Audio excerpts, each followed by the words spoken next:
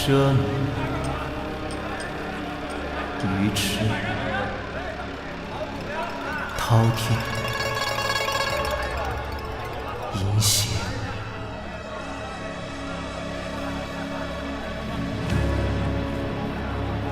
汝等罪孽深重，配得上一曲淫杀。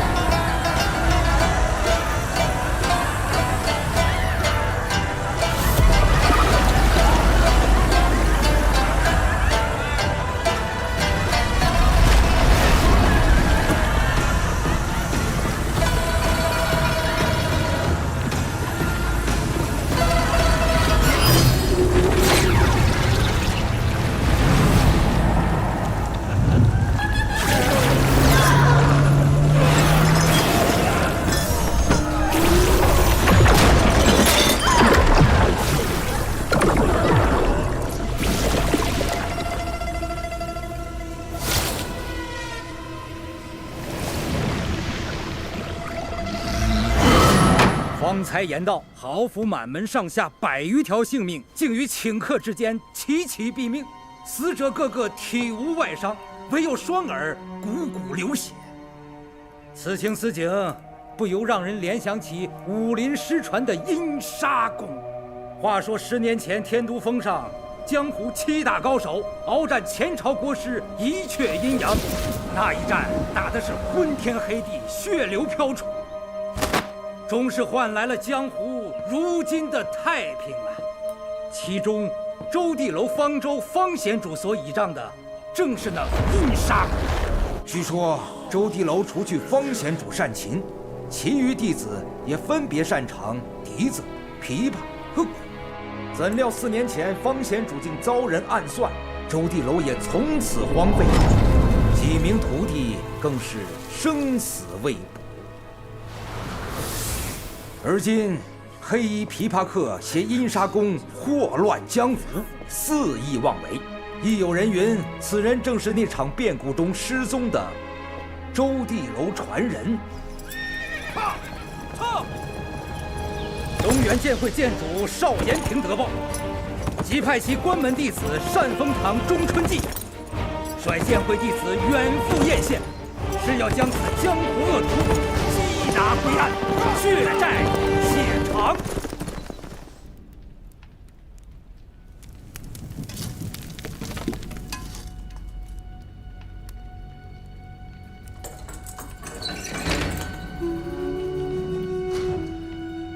钟女侠，此人刚刚交代了黑衣琵琶客的相貌。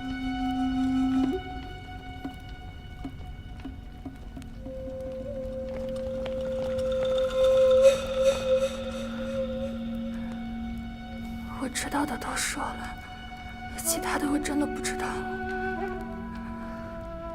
我真的不认识那个人。杨城主，这是怎么回事？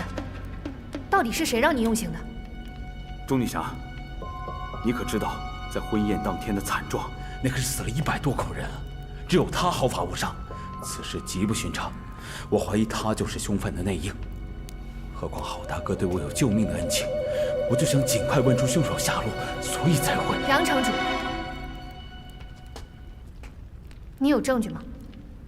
滥用私刑有违剑会宗旨，城主不会不清楚吧？先把人放了。来人，把疑犯给我放了。是。杨城主，他还不是疑犯。这里发生的一切，我都会如实禀报给少监主。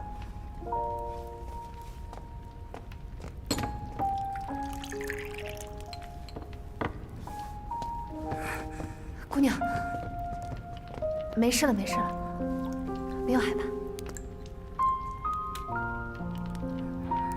多谢姑娘。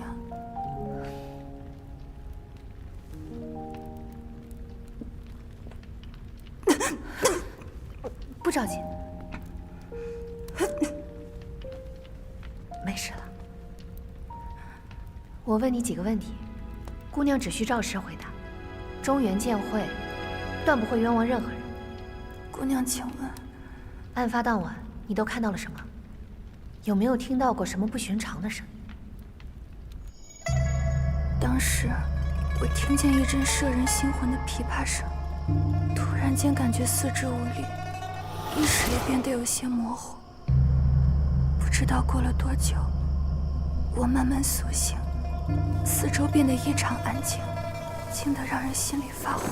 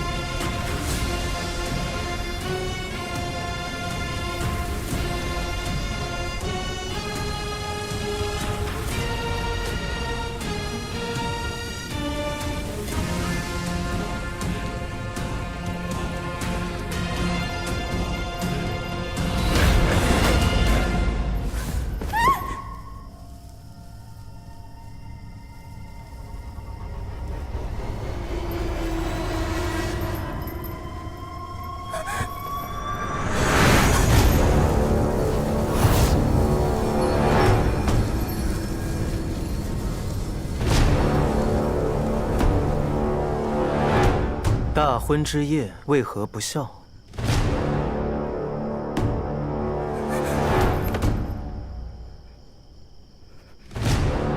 说话呀，阿水姑娘！记住我的样子，我们还会再见面的。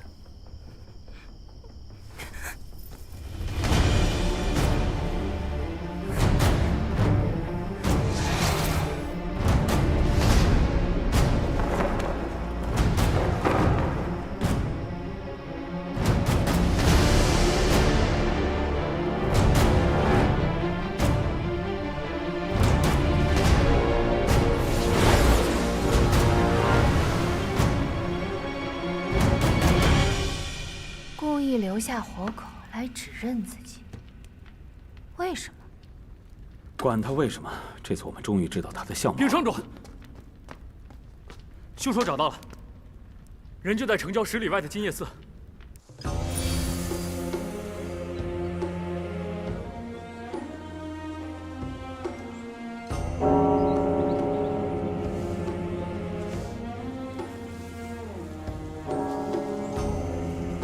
也不知道方丈被你们灌了什么迷魂汤，养了你们大半年，结果呢？不听佛法，也不帮寺里做事，一个就知道在那喝茶嗑木头，另一个只会偷鸡睡懒觉，那么大个人了，整日混吃等死，好意思让我个孩子伺候你们？啊！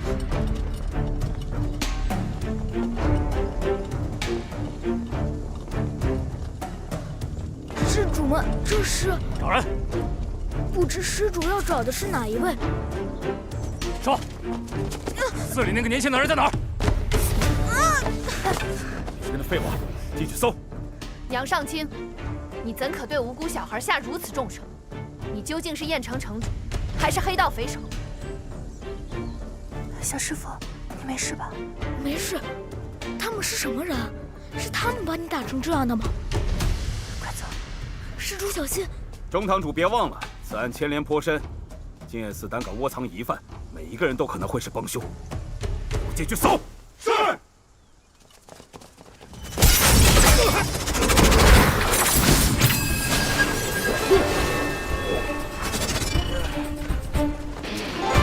老子好不容易得空睡个觉，来了一群野狗乱吠。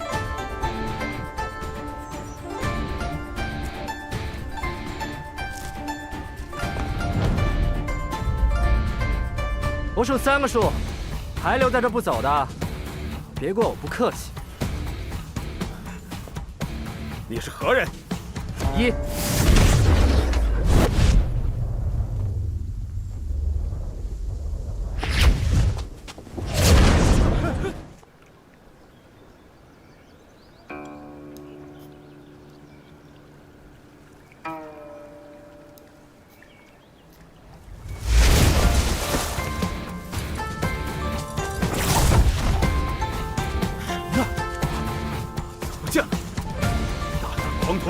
给我搜！是。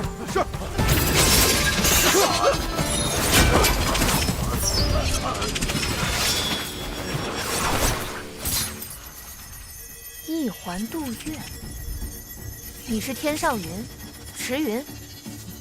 你把阿邪姑娘带到哪儿了？看这人的轻功，一定是那个人的小弟。上！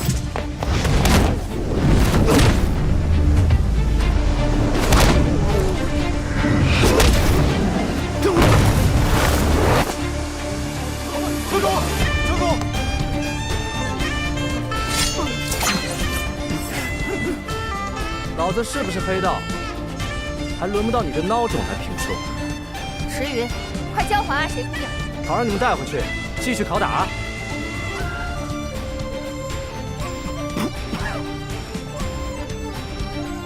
中原剑会会彻查此事，勿枉勿纵。你强行掳人，同样犯法。什么破中原剑会，能管到老子头上？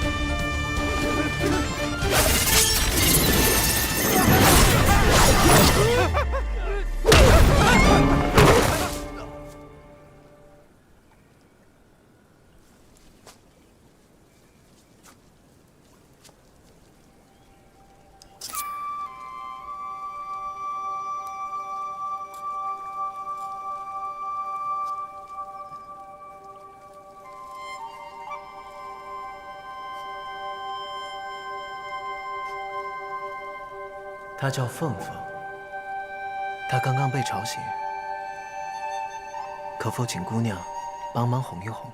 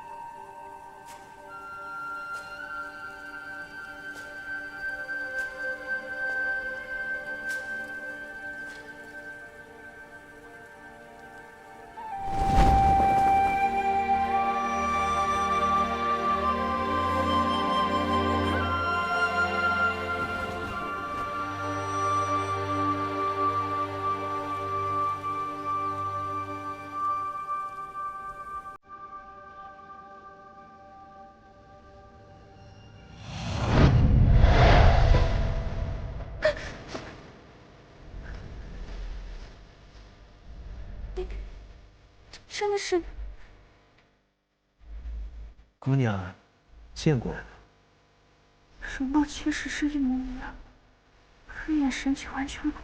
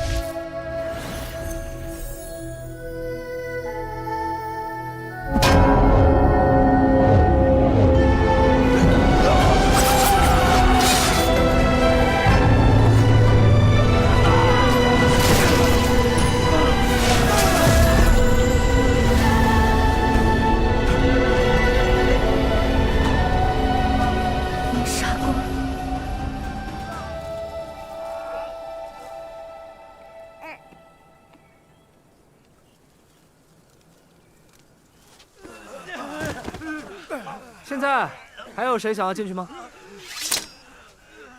内院的这位高手功力匪浅，我们打不过，但在下必须见他一面，才能排除嫌疑。还请带路。钟姑娘，你……女侠，有种！我欣赏你。行，剩下的人回去等消息。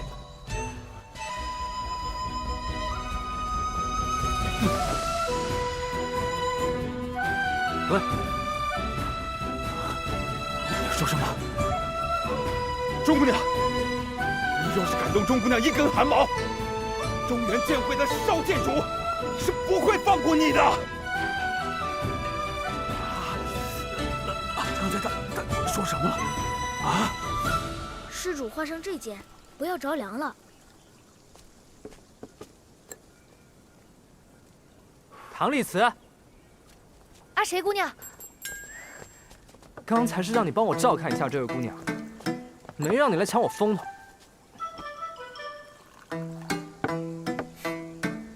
谁让你帮了？你打输了吗？我堂堂天上云，既然没输，那就不算帮忙。有道理啊。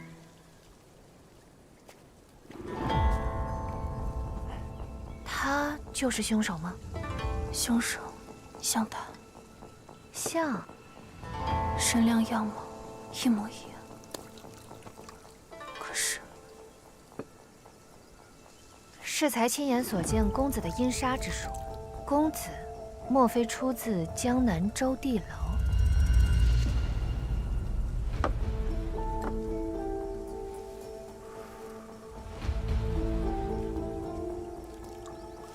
在下中原剑会钟琛记，烦请公子协助调查3日前豪府血案。志云，起来。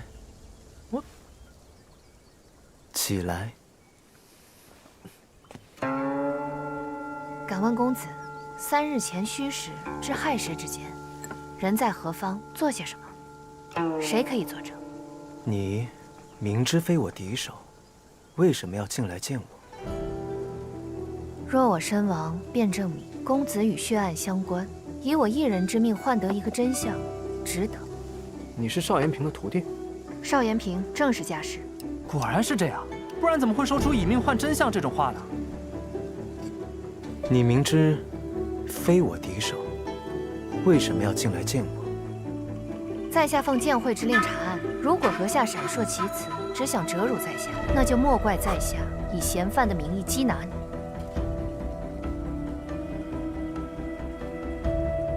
你明知非我敌手，为什么要进来见我？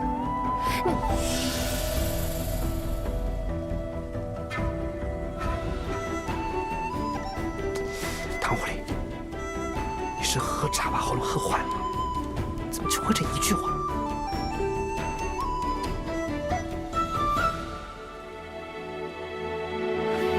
我明白了，唐公子，周某会再来的。阿谁姑娘，我带你回去。阿谁姑娘留在这里会更安全。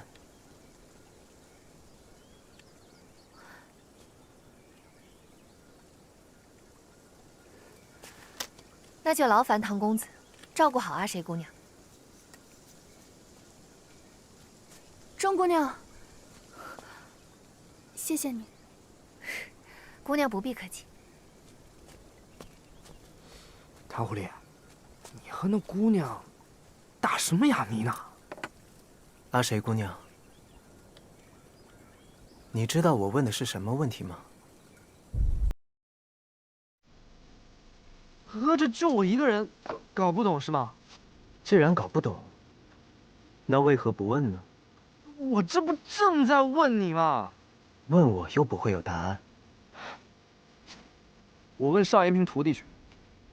赤云，你若见到钟姑娘，再帮我问个问题。什么问题？什么事情是在喜宴上所有人都做了，唯独新娘没有做的？行吧。既然公子并非凶手，那为何你们二人相貌一模一样？自然是因为我们曾经相识。公子知道他是谁？一位仇敌，假扮成我的样子，来向我寻仇。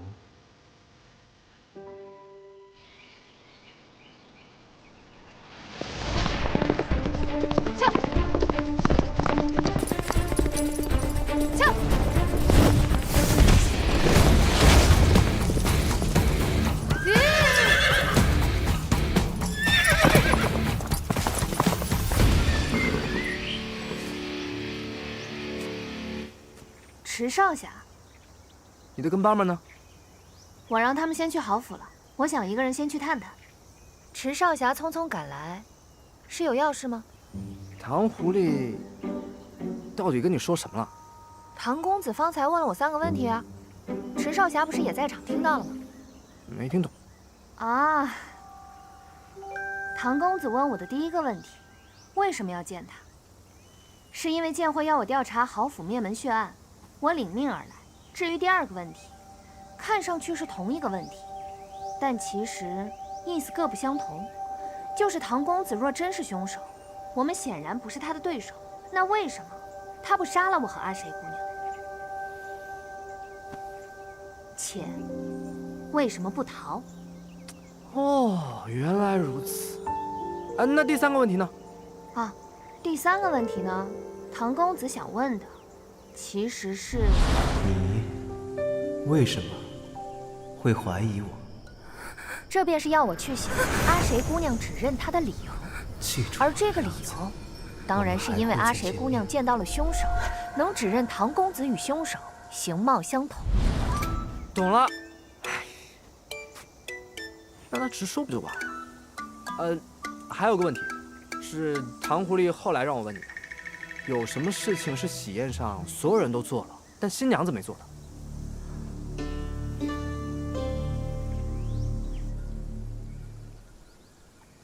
这案件迷雾重重，已知者中唯一可疑的，便是那杨尚清了。你是怎么猜到杨尚清头上去的？因为阿谁姑娘明明是受害者，但杨尚清却对她用重刑，显然是急于结案。那么他作为凶手的可能性极大。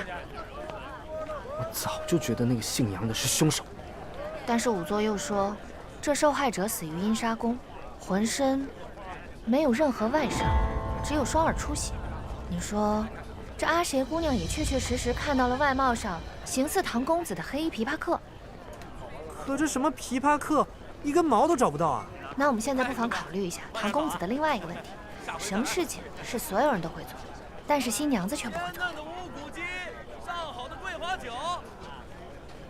哎，客官，客官，本店新到了一批肉质特别鲜嫩的无骨鸡，再配上那个桂花酒，味道那叫一个绝呀！怎么样，尝尝去？那我们是喝酒。喜宴上所有人都会做，但是新娘子不会做的是喝喜酒。走，验尸。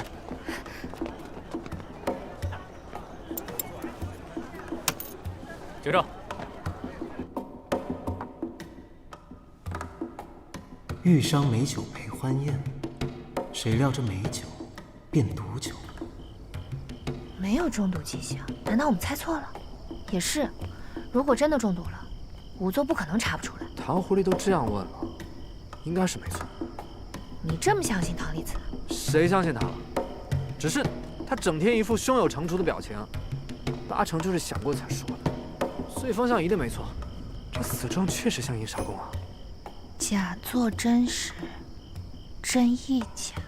难道说，赤云有没有一种毒能够让人双耳流血，像是阴杀宫所杀，却难以辨别？哪有那种毒啊？有，百步杀。百步杀？哎，不混黑道，不知道这些下三滥的东西。此毒无色无味，毫无药性。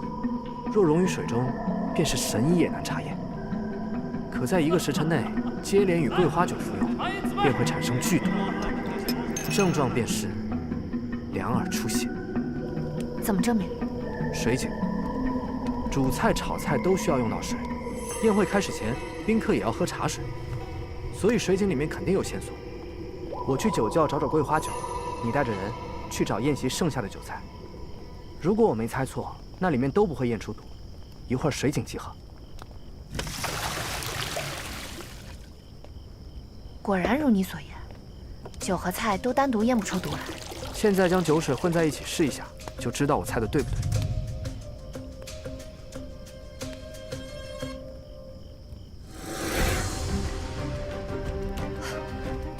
果然有毒。艳羡人人皆知，郝文后最爱桂花酒，适逢新婚，肯定会拿桂花酒来招待宾客。主人敬酒，除新娘之外，所有人都得喝。时间差不多了。仵作验毒只会验咽喉银针是否变色，但百步杀与桂花酒却是分开通过死者咽喉。他们应该想到了，这就是仵作没有验出中毒的原因。这就证明他们不是死于阴杀。够了。唐狐狸，没想到老子这么快就找出答案了吧？就老子见多识广，才能这么快还你清白。就这还……不对，老子好像被算计了。怎么了？唐狐狸怕你不懂毒物，找不到真相，所以就说了一堆让我听不懂的话，让我好奇，然后让我帮你解谜，帮你找到这个真相。这天杀的，这个唐狐狸又骗我！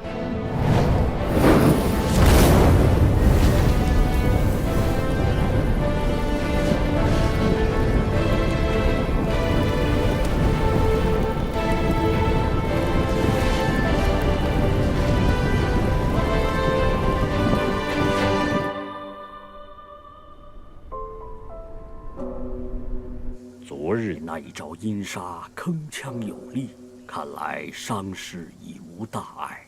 不过施主想要续命，还是不要动武为妙。也罢，这半年施主在此养病，无人找过施主，施主也从未离寺。可这红尘俗事，依旧会沾上身来啊。方丈是嫌弃唐某，昨日带来麻烦。施主带来的不是麻烦，池施主在寺里偷吃鸡肉才叫麻烦。施主带来的是因果。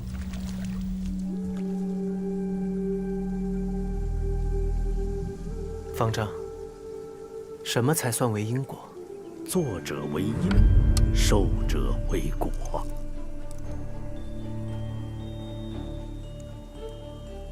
若有人因我而杀人，有无辜因我而受害，这算不算是我的因果？那要看施主是否知情，又是否去阻止。若因我阻止，反而死更多的人，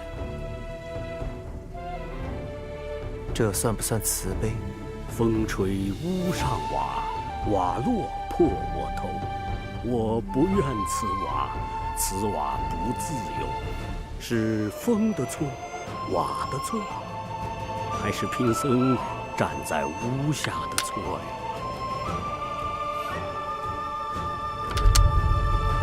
是大师的错。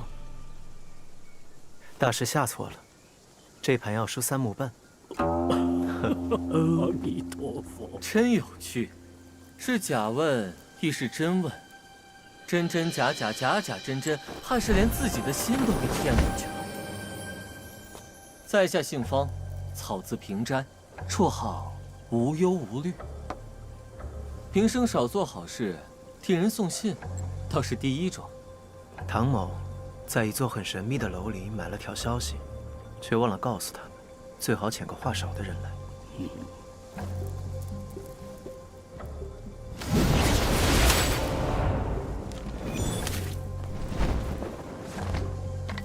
哦对，消息已经送到了，巧了不是？有个人也委托你委托的这座楼，拜托我们将那东西送上来，只是不知是真巧，还是假巧。哈哈哈哈。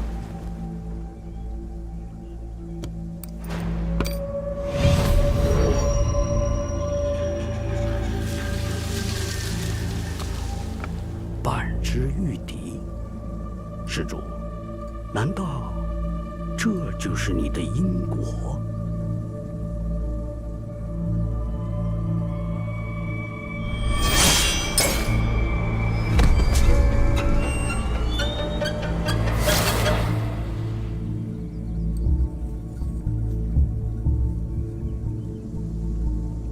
施主，施主，疼吗？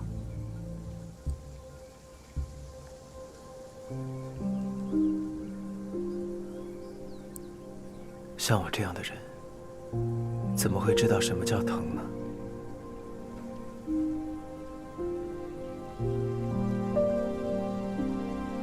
唐某先去看看阿谁姑娘。啊，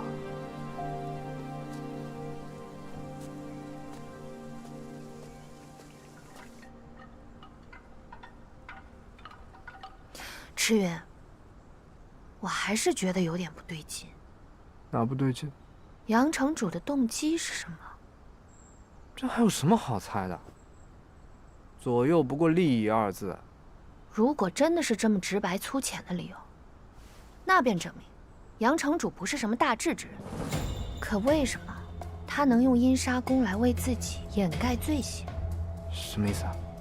郝文侯与宾客死状凄惨，阿谁姑娘又没看清形似唐公子的黑衣琵琶客。可我们已经证明，郝文侯与宾客都死于毒发，那黑衣琵琶客从何而来？4年前，周地楼一夕之间覆灭，阴杀宫早已绝迹江湖。如果杨城主真的能找到一位阴杀传人，来为自己掩盖下毒的罪行，那他一开始就不会选择用下毒这种卑劣的手段，而且还做得如此隐晦，像是在隐瞒什么。你是说，有人要害唐狐狸？你要干嘛？把杨尚卿给我，打3天。他连隔壁城丢的狗都承认是他偷的。等着。哎，池远，不行，这是屈打成招。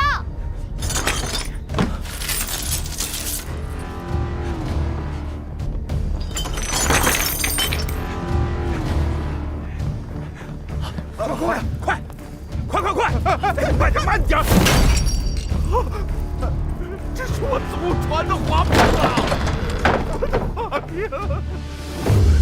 房主，你干什么？你们停！把银子都摆地上了，是瞒不住了，准备跑了？所有人听着，能杀了这个家伙的，我赏他1半的黄金！给我杀！杀！杀了他！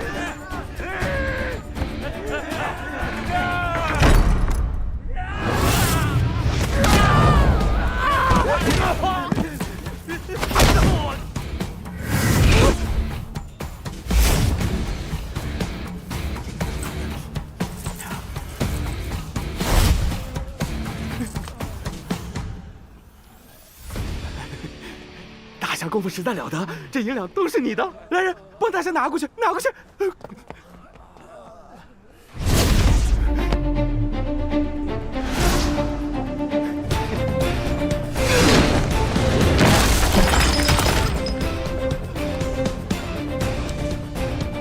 说吧，为什么要害唐狐狸？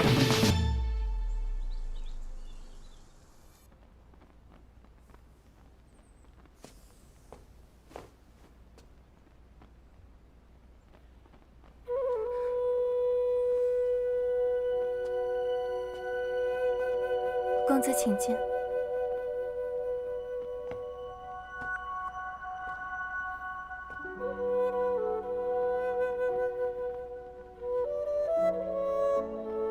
姑娘刚刚从牢里出来，便有心情玩弄这种小玩意儿。今日见到凤凤，心生喜爱，加之这些时日经历跌宕，总想找些事来分散心神。阿谁此举逾矩，还请唐公子和夫人莫怪。没有夫人，她是我随手捡来的。如此可怜，幸好遇到了公子，善心收留，仔细照拂，亦是一种缘分。你错了，不过随手为之。想知道收养孩子是什么感觉？但你不还是给他起了名字？有了名字，就有了羁绊。千载逢无力，断行旧日词。那就叫你唐丽辞吧。如今看来，无论如何，我都不是他。人之初，性本善，性相近，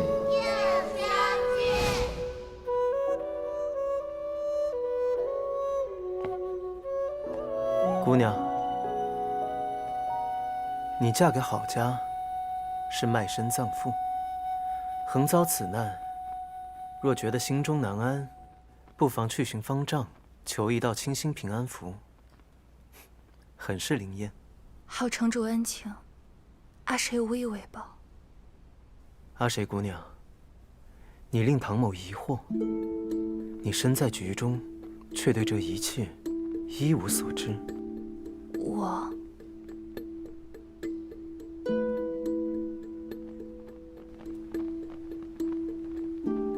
看来，你不过是他用完即弃的棋子，一个借以开局的引子。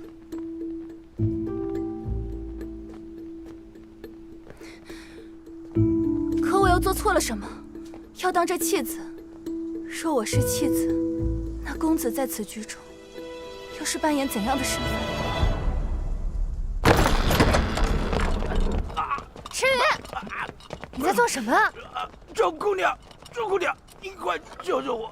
他要杀我！给我一炷香，他什么都招了。赤羽，中原剑会绝不能屈打成招，真相要靠明察。这证据都摆地上了，你瞧不见吗？他就是派人偷偷跟着我们，发现事情败露，想要卷款潜逃。什么叫卷款潜逃？我这是搬杨城主家的。请你解释一下，你搬运这么多金银财宝是从哪儿来的？我赚的呀！我也是一方城主啊，我只有这么一丁点儿积蓄，不应该吗？我还有再装！好，我说，是我杀的，郝家的100多条人命都是我干的，都是我害死的，都是我害死的。那你为什么要陷害唐丽辞？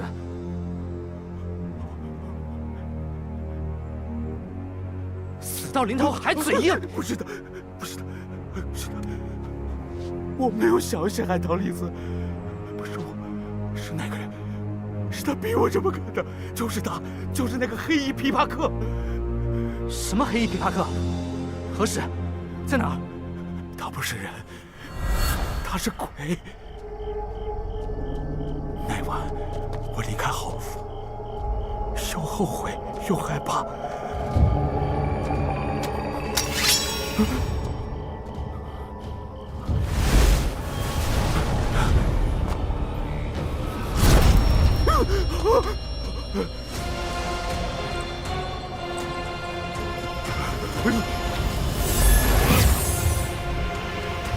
下毒灭门，背信弃义，你做得很好，值得惨死的奖励。别杀我！你要什么，我都给你。你别杀我！你向郝家100多口人下毒，他们本该死得无比凄惨，而本尊则以阴杀让他们在美丽的幻梦中死去。你若还想安享城主之位，就带中原剑会的人去郊外古寺找我。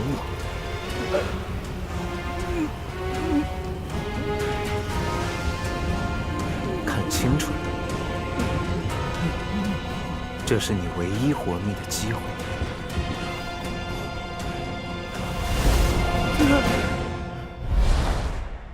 就是他，就是唐丽子，就是唐丽子。公子说，凶手是你的仇敌。可若真的如公子所言，他如此嫁祸陷害于你，公子为何不以眼还眼，以牙还牙？还是说，他并非仇敌，而是仇敌，也是曾经的朋友。阿谁冒昧，敢问公子是怎样的朋友？怎样的朋友？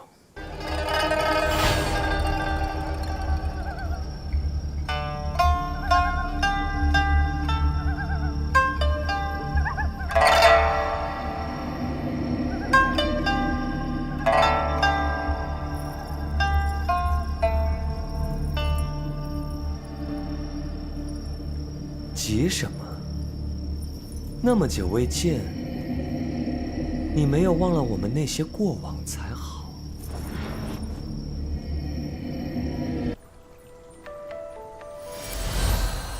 一个恨不得上天下地也要杀了我的朋友，一个我恨不得上穷碧落下至黄泉也要找到的朋友。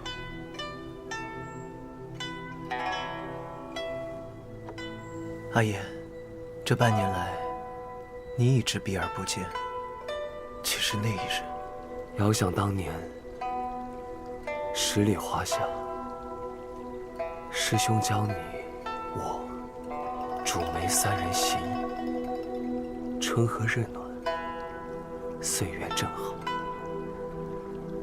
可如今十里花依旧，4人已云间。师兄走后，主梅也不知所踪。这周地楼就剩你我2人了。阿丽，这支曲子是你当年所写，今日我们再为它奏一次，如何？儿时细作，怎比得上师兄所撰的名篇？我却觉得这支曲子是我听过最好的曲子。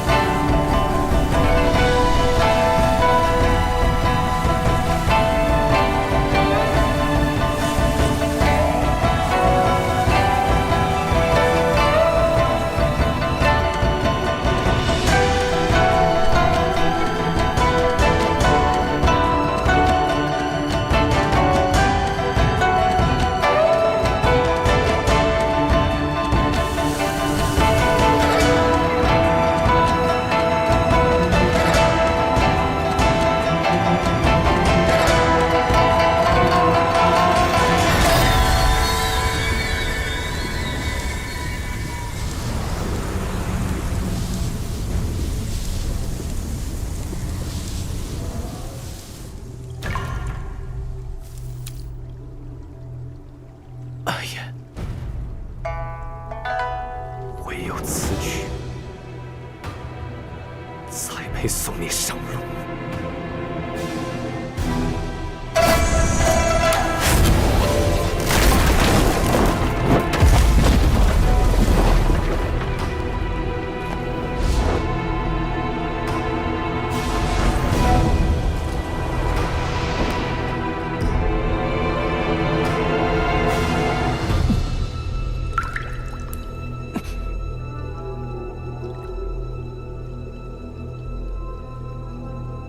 对我下蛊，若非你带伤复原，怎么会轻易中我的蛊？唐丽子，我恨不得将你千刀万剐！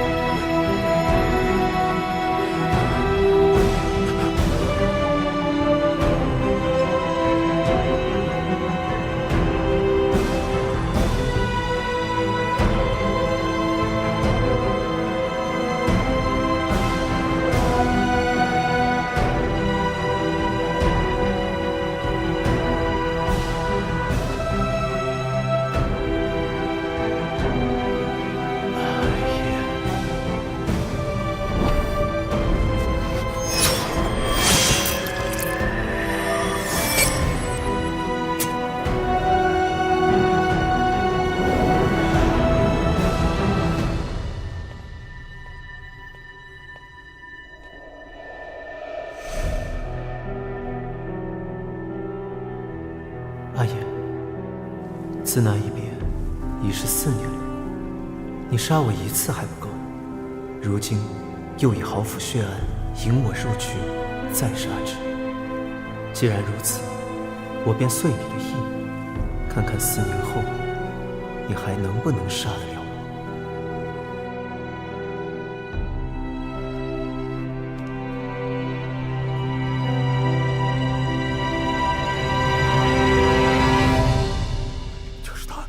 就是唐丽子，就是唐丽子，就是她，她让我这么说的。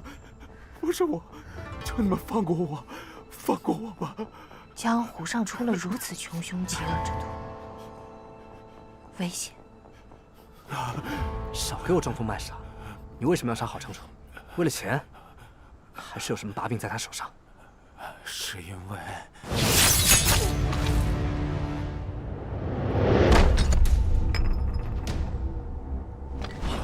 什么人？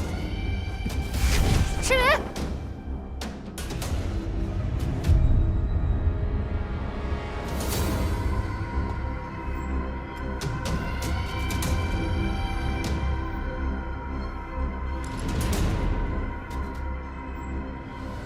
新鬼酒新丸。江湖事，江湖了，不是你杀我，就是我杀你。主仆亦可为财反目，兄弟也可背义相杀。说到底，人心难辨魔考，遍地皆是波雪。阿弥陀佛，是非善恶不过一念之间，放不下的必是一念。施主聪慧非常，苦海自渡，贫僧相信你终会抵达彼岸。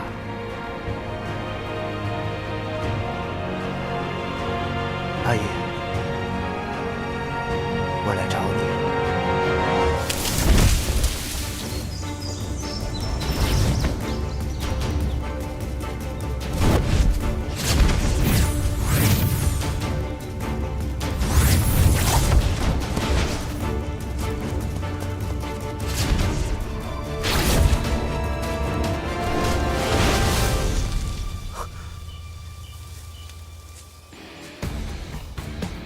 论轻功，谁能比得过我天上云驰云啊？哎，留下！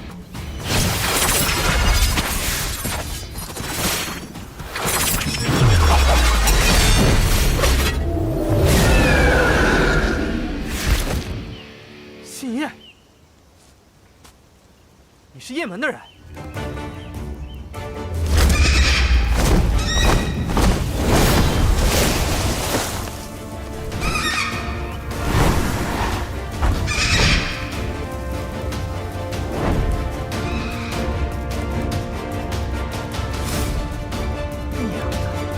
雁门还有这绝活，早知如此，老子也养貂了。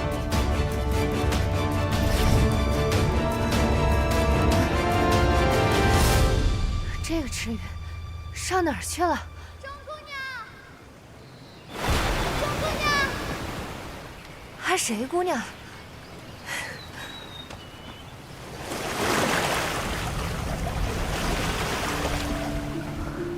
这是哪儿来的船啊？阿谁姑娘，你怎么会在这儿？是唐公子带我来的。他说在这里会遇到你们。池云号称天上云，你是追不上的。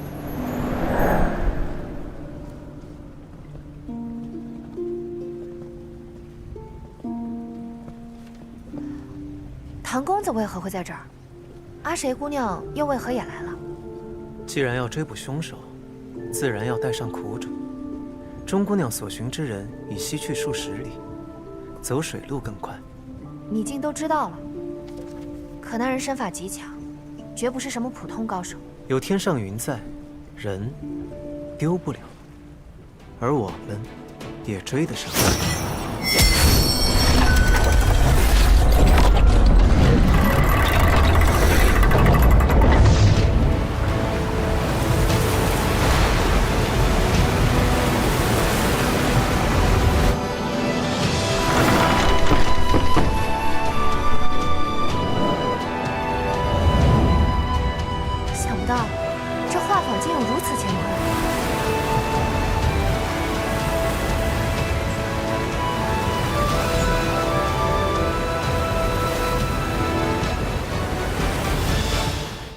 不过，唐公子为何会笃定池云会往这边来？在下并非笃定池云的行踪，而是笃定凶手的去向。公子此言，竟是已经知道了凶手是谁？唐某因为自身的私事，也打探到了许多消息，而刚巧有一条线索，就指向此处。半年前，西风剑侠风传香于榴莲小筑中离奇失踪，现场只有风传香归家的足迹，而无离去的足迹。据传，榴莲小筑中有2个人居住过的痕迹。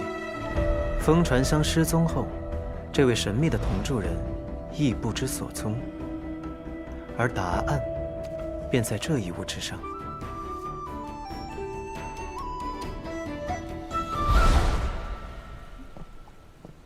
燕翎，羽长而韧，色润灵风，这并非普通的燕翎。信眼，雁门的信眼。雁县东去100里，便是雁门。此河流贯东西，凶手若不想牵连雁门，定会西去。即便途中生意转而东飞，也会正好与我们撞上。可是，这不可能啊！钟姑娘何出此言？这雁门是什么地方？雁门最早乃是绿林出身，后被前朝招安，成为了驻守雁门关的军户，一手训雁术十分了得。10年前天下大乱，剑会率领众高手围杀一阙阴阳，雁门提供了不少关键情报。这门主江飞羽脾气暴烈，但性格却最是护短，所以雁门的弟子最是注重情义。江湖上有句话，宁犯阎王客，莫欺雁门人。听起来是个名门正派。不是听起来，是本就是名门正派。杨尚卿原本也是名门正派。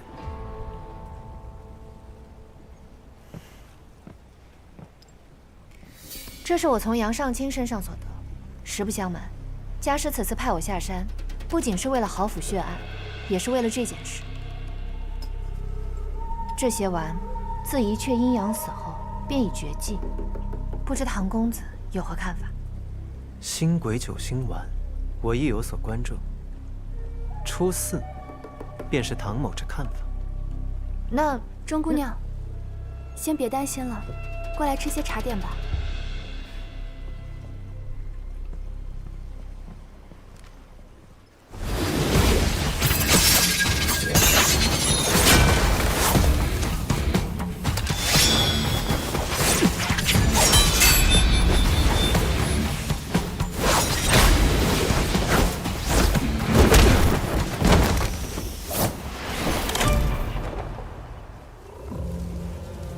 说吧，你小子什么身份？谁派你来杀人灭口的？不说话就没事了。你不要逼我！哼，不逼你，不逼你，我陪你跑下100多里路，玩呢？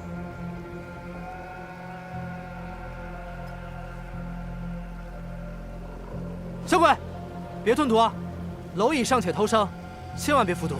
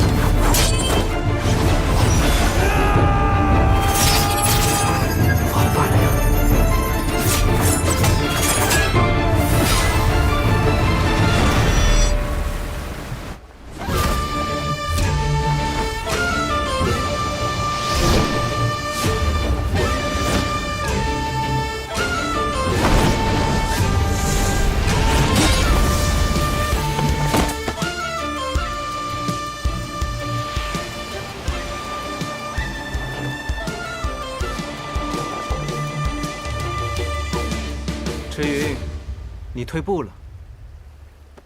老子还没用全力呢。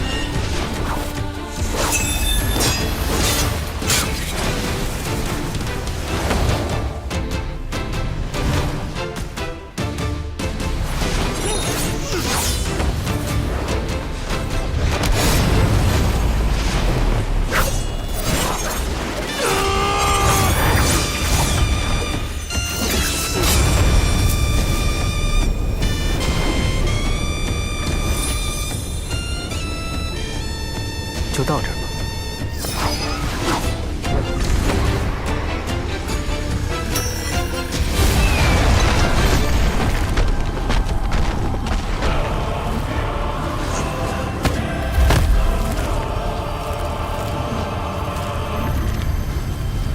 哇！当场给爷爷跪下！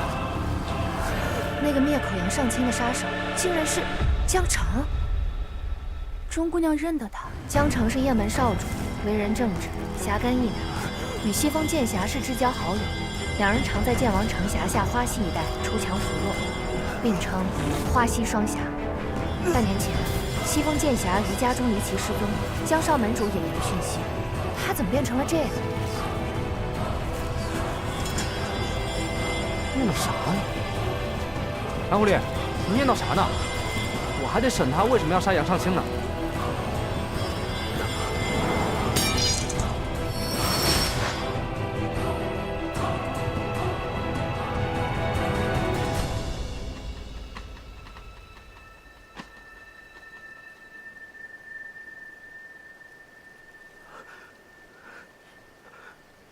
有人受伤了吗？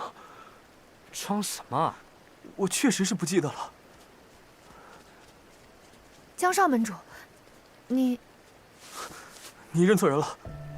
我不是什么江少门主。我1年多前在中原剑会见过你跟风剑侠，不会有错。既然知道身份了，也不用问了，老子直接将他带到雁门去，让雁门的人替他解释不就好了？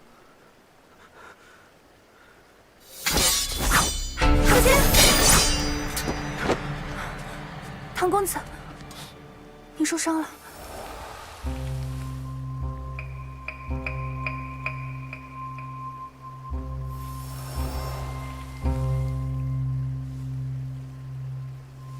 公子受伤了，还是不要乱动为好。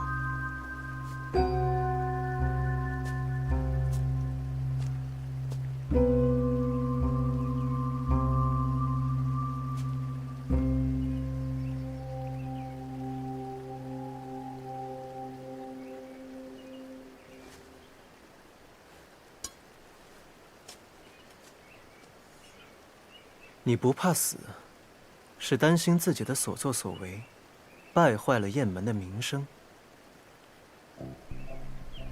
唐狐狸，还真被你说中了。什么狗屁雁门，就是一群脏东西！住口！你根本什么都不知道。老子应该知道吗？星鬼九星丸，这血丸又重现江湖了。我原本以为我认错人了，看来我没有。你确实认错人了，我不是的。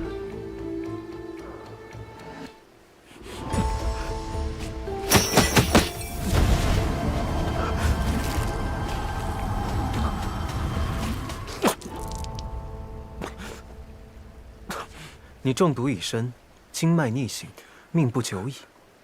你不怕死，但你也不想现在死。你还有事情没做完，对吗？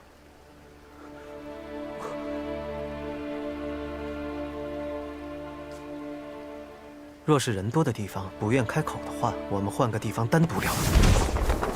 我有什么事情是不能当众说的？这唐狐狸，神神叨叨。阿谁姑娘，方才唐公子的伤势如何？钟姑娘安心，带我回去再为公子上一些药，便无大碍。不过池公子，这星鬼九星丸究竟是何物？为什么你们每个人提到都是一副谈之色变的模样？那是前朝国师极乐教主一阙阴阳，用来操控人心之物。操控人心？江湖呢，向来以实力为尊，谁不想冠绝武林、出人头地啊？但不是每个人都有这个实力和天赋的。人心不足蛇吞象，没实力的想变得有实力，而有实力的人想通过走捷径变得更强。服下这邪丸，功力便能突飞猛进。所以一开始啊，星鬼九星丸就是被当成补药流行起来。但马上这些人就发现自己被坑了，为什么？服用邪丸之人，须得终身服用，否则就会发狂而死。于是掌控邪丸之人就掌控了这些人的性命。一阙阴阳当年就是靠这样的方法掌控大半个江湖的。1年多前，我与家父发生争执后，便去投靠传香。我们一起住在花溪山上，切磋武功，行侠仗义。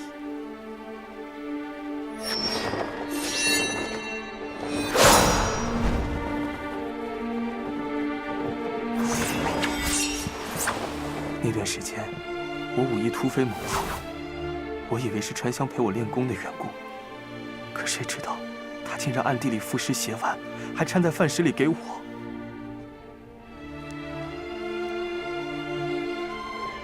后来我知道这件事后，去质问他下药的缘由，他不肯告诉我，只让我相信他，说他会帮我。江城，请你相信我，我会帮你的。我不要他这种所谓的帮助，我也不需要靠这样的方式得来的功力提升。自那之后，我坚决不肯再腐蚀邪丸，便让传香帮我压制邪丸的毒性。只是这个过程真的太难了，大到我一想起，脑子就似一片空白。直到半年前，传香突然失踪，只剩下我一个人。我找遍了各处，也找不到他的踪迹，便带着传香购买的邪丸，想追查他购买邪丸的途径，就这样一路查到了杨尚清身上。所以，你担心杨尚清将此事泄露，让风传香、西风剑侠的名声扫地，才不惜冒着被天上云追击的风险，出手将他杀了。如果不是被追到走投无路，我绝对不会再用邪丸。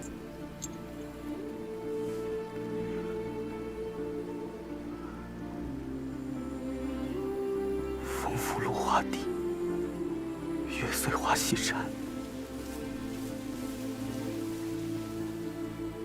我们曾是这样好的朋友。唐公子，我想找到传香，问他为什么害我。明明是生死相交的朋友，为什么要自相残杀？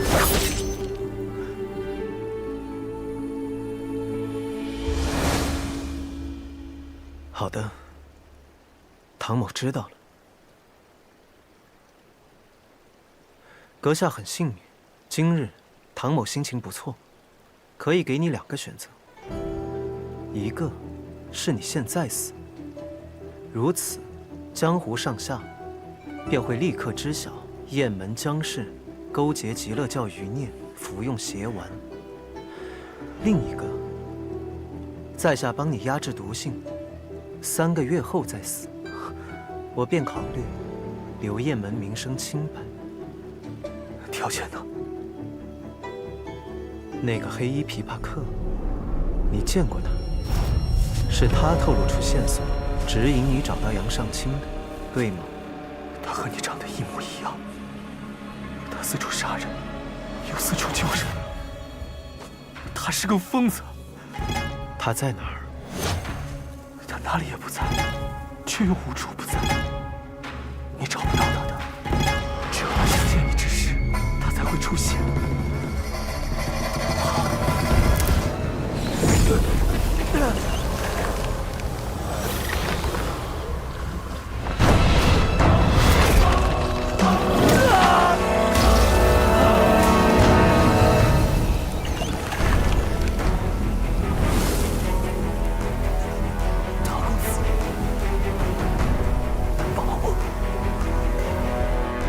他可帮不了。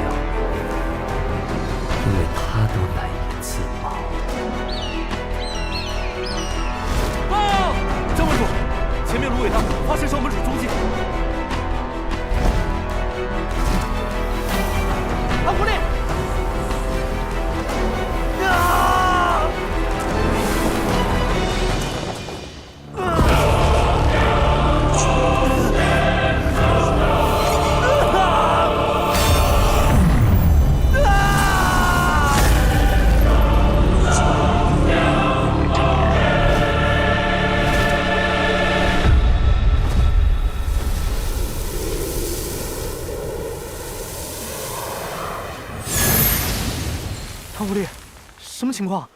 他怎么死了？你们看，那是什么？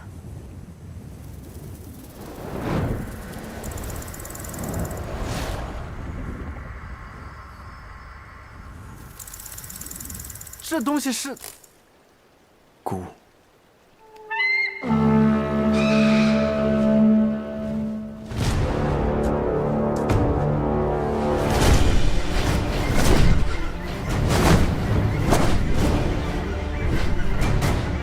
坏了，叶门定是把我们当成凶手。唐公子，这……唐狐狸，这叶门的验证在江湖上名声可不小啊！你小心些，千万别。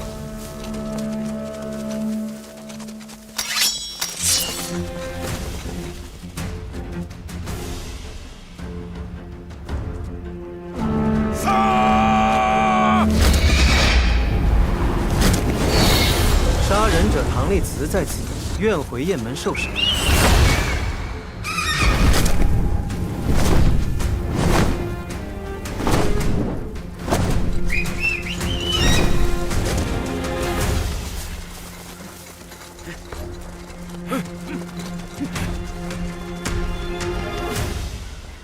唐某甘愿俯首认罪，束手就擒，还请江门主暂替剑会主持公道。你疯了？你什么意思啊？他是在下的同伙。啊？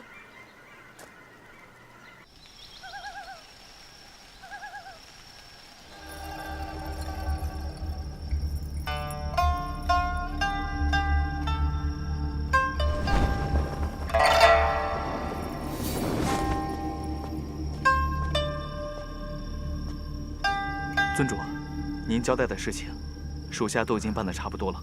只是您现在贵为风流殿尊主，别说是一个躲在燕县破庙里的唐立慈，就算是中原剑会的邵延平，只要您愿意，取他性命也是易如反掌。恕属下愚钝，尊主为什么不直接杀了唐立慈，反倒耗费心力去做那些事？像他这样的怪物，直接杀了还有什么意思？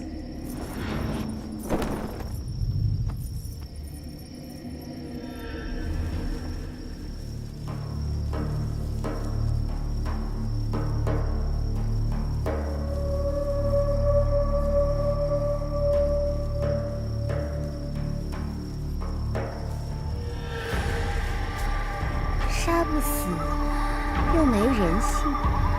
唐立慈当然是个怪物。华无言，我说的对吗？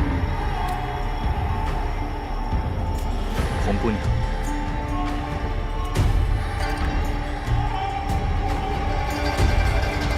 尊主，你可不能让他轻易就死了。我能杀他一次。 就能再杀他第二次。小红，你说，这次我怎么杀他才好？当然，要让他感尊主所感，痛尊主所痛，千夫所指，身败名裂，最后在万人的唾骂中。 凄惨的死去。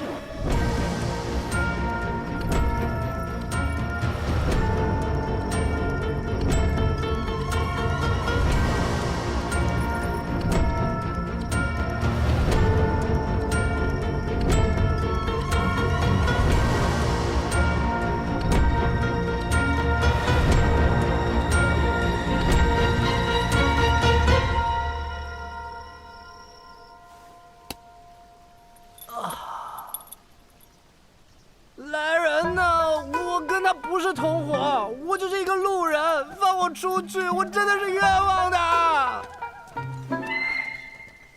嘿，你说这雁门，人在笼子里面，鸟在笼子外面，这雁门真是个不讲规矩的门派，真是小刀拉了腚，开了眼了。诗云，别出声。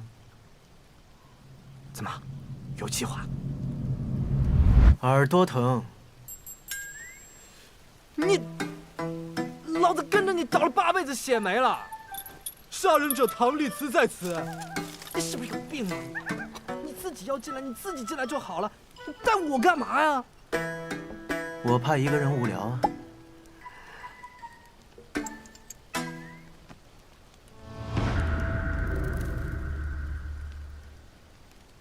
你还带着这玩意儿干啥？这是他的鼓。你那个死对头？除了他，还有什么人能有这样的手段？那就算是这样，你也不至于束手无策吧？不如你先想一想，他有什么计划？栽赃嫁祸吗？先栽赃你害了郝文侯一家，再嫁祸你杀了江城。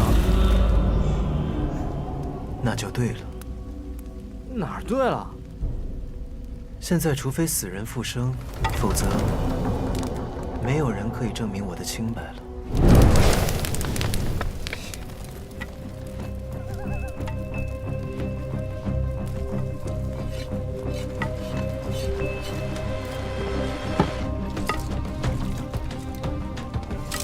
这是干嘛？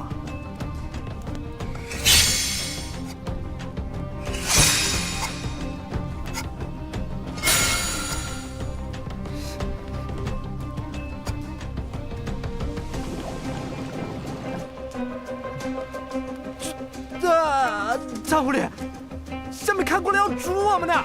嘘，你真的太吵了，我有些后悔带你进来了。你不要磕你那个木头了，你想想办法呀！他煮你的我一壶18吃，谁都跑不了。办法？啊？可是我没有办法。那你这……因为我就没有想过要自己出去。唐丽慈，你有病是吧？你是真有病，我确定了，你就是真有病。你他娘！江二叔，请您相信我，我以中原剑会弟子名誉保证，不会有错。够了，钟姑娘，你所言也未免太过骇人听闻了。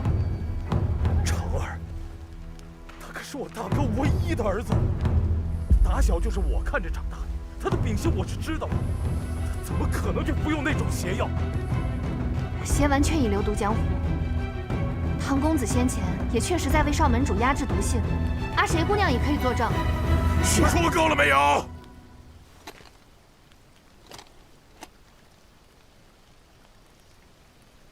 我知道，江城主，您丧子之痛有多么让人……可曾死过儿子？那你知道什么？你什么都不知道。哼！哎，大哥，大哥！江门主，江门主。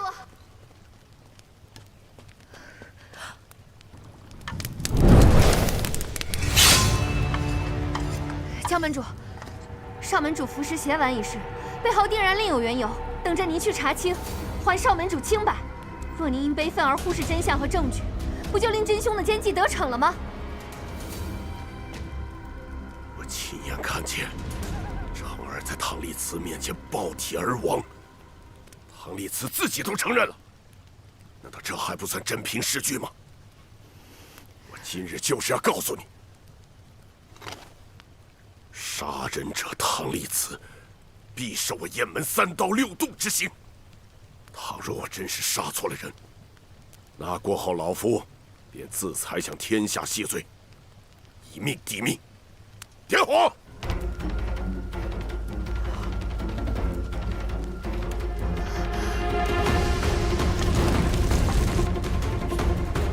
掌门要是真把老子放在火棍上，老子直接杀出去的。池云啊。很多事情，只有到了绝路，才会出现转机。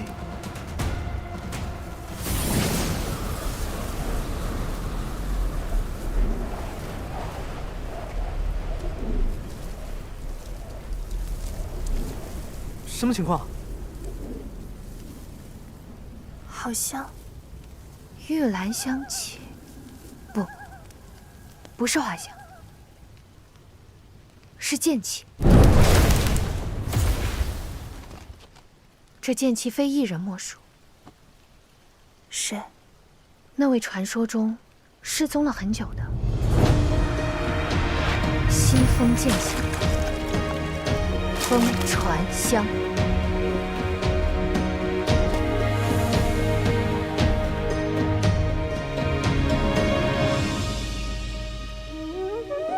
剑侠。早前听闻封剑侠失踪一事，我还觉得奇怪呢。剑侠的身手如此了得，怎么会无缘无故的失踪呢？确实是遇到了一些问题。剑侠今日是来找长儿的，长儿已经遇害。我知道。知道为何还要熄灭那些火？便是要那杀人凶手受尽3刀6洞之刑后，再烧成灰，以祭奠长儿的在天之灵，你知道吗？某可以很肯定地告诉江伯伯，江澄的死牵连甚广。某与江澄乃是至交，断不会做出欺瞒您之事。你知道？确有蹊跷。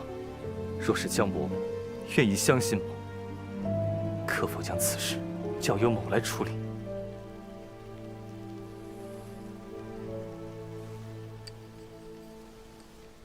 哎，大哥，这不是长儿的？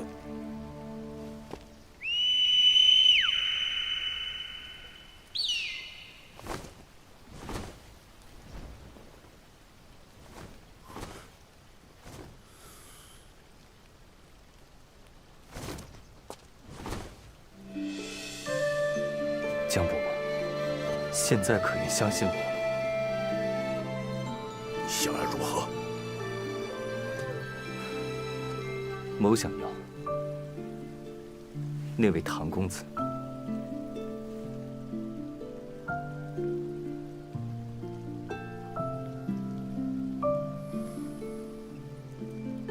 此事，老夫需要好好思量一番。